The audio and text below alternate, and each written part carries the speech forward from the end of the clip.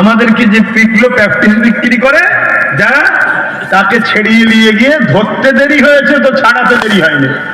কি তাহলে সেটিং নয়? রাজ্য সরকার সেটিং আছে না না যে মুসলমানরা একটু বুঝে ফেলছে রে, একটু ধরি না, অসুবিধা আছে, ভোটটা চলে যাবে, আমি ধরছি, পুলিশকে বল দেবো, একদম হালকা কেসে দেবে, তুই ছেড়িয়ে নিয়ে যে ফুলের মালাতে দে, তুই ওদের হিরো হয়ে যা, আর আমি ধরে মোল্লাদের আবার বুঝিয়ে দিই, দেখেছো আমি আছি তো। কথা বুঝছেন না? বুঝছেন? হ্যাঁ, ধরে ফেললো, ধরার পরে মিডিয়া টিডিয়া হয়ে গেল, ধরেছে ধরেছে ধরেছে, আমি কি ধরেছি রে বাবা, দেখি কিন্তু খোঁড়ার ল্যাংড়াচ্ছে, খোঁড়া একদম পাড়া, কথা ঠিক না? তো ধরে নিয়ে গেল, নিয়ে যাওয়ার পর কিছুক্ষণ পরে দেখি আবার নিয়ে যে ফুলের মালা দিচ্ছে, সুগন্ধি দিয়েছে না দেয়নি? তা আজকে যেগুলো আমাদের দরদি সেজে বড় বড় কথা বলছে, কালকে সুগন্ধু হবেন, এর কি মানে আছে? এর গ্যারান্টি দাও।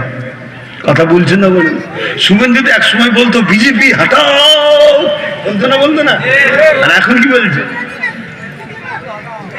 আমার আব্বা জান হয়, বলছে না? বলেন। তাহলে এদের ঘরে নিয়ে তোমরা মুসলমান ভরসা করে চলো, তোমাদের বিপদ হবে না তো কাদের হবে? হ্যাঁ, আমার কথাই কষ্ট পেয়েছে। আবার নতুন একটা টিম নামানো হয়েছে, টিম, সেই টিম বলছে কি এতদিন পরে কোথা ঘুমোচ্ছিল আল্লাহ জানে, শীত চলে যাওয়ার পর কম্বল থেকে বেরিয়েছে মনে হয়। কি বলছে? ধর্ম নিয়ে রাজনীতি করা যাবে না, ধর্ম নিয়ে রাজনীতি করা যাবে না, ধর্ম নিয়ে রাজনীতি করা যাবে না। আমি রাজ্য সরকারকে আগে ভালোবাসতাম, এখনো ভালোবাসি, কিন্তু আপনি যা করছেন অন্যায় করছেন, এগুলো ছেড়ে দেন। সব কাজ ঘটে যাবার পর এখন বেরিয়ে বলছে ছেড়ে দেন। আমার অকাবকে সাপোর্ট করলিয়েছে, মানে মসজিদ মাদ্রাসা সব শেষ, ও এখন কম্বল থেকে বেরিয়ে দেখছে কিছু তো একটা করতে হবে, সামনে ভোট এসছে, কার দালালি করা যায় দেখতো। এই সব দালাল ঘুরে বেড়াচ্ছে, আর নিরীহ মুসলমানগুলো সব ফাঁসছে। কথা বুঝে আসছে না? বুঝার যদি হয় বুঝো, আর না হয় আমি কাউকে জোর করছি, যা করো করো, কিন্তু আমি এতটুকু বুঝি তোমার হয়ে আমি লড়তে চাই। তুমি ডুবছো, আমি তোমার হয়ে লড়তে চাই। কতদিন লড়ছি আমি, তোমরা দেখছো কতদিন?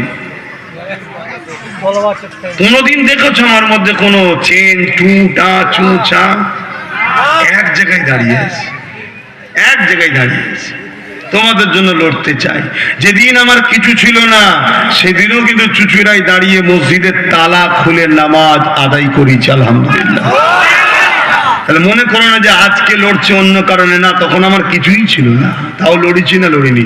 কিন্তু কোন একটা জায়গায় আমার ব্রেনে হয়েছে যে লোহা ছাড়া লোহা কাটা যায় না। তা আমি হুজুরের জায়গায় আছি, কিন্তু আমার একটা ব্যবসাপদ রাজ পাওয়ার দরকার। তা কাকে সাথে লবো? যাকে লবো কালকে তো সে আমায় বিক্রি করতে পারে। তা চল নিজের ঘরের খুনটাকে নাবা, কেন ওর টিকি আমার হাতে বাঁধা। কথা বুঝে আসছে না? নাই ও করতে পারবে না, কথা বুঝে আসছে না? নাই এই জন্যে বিশ্বাস ওকে করি, অন্যজনকে বিশ্বাস করতে পারি কিন্তু। আমি আমার দিকে আছি, তুই তোর দিকে থাক, আমি দোয়া করি আল্লাহ তোকে বড় করো। কি বড় হলে অসুবিধা আছে? আজকে এই যে ওয়াকাফ চলে যাচ্ছে, বাঁচানো দরকার আছে না? নাই বাঁচাবেন কিভাবে বলুন? আপনাদের এলাকায় আন্দোলন করেছিলাম তো, বাঁচাবেন কিভাবে?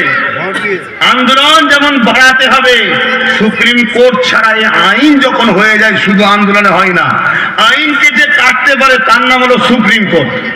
ঠিক না বেঠিক?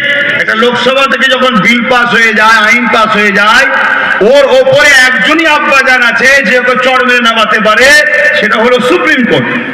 তা সুপ্রিম কোর্টের কেসটা একটা করতে হবে তো, কেস করে পুরো দেশ জুড়ে আন্দোলন করতে হবে, তবে তো সুপ্রিম কোর্ট ভাববে না এত দেশবাসীরা চাইছে না, যাদের সম্পদ তারা চাইছে না, এরা তো অন্যায় করছে, তাহলে তখন বলবে এটা বাতিল।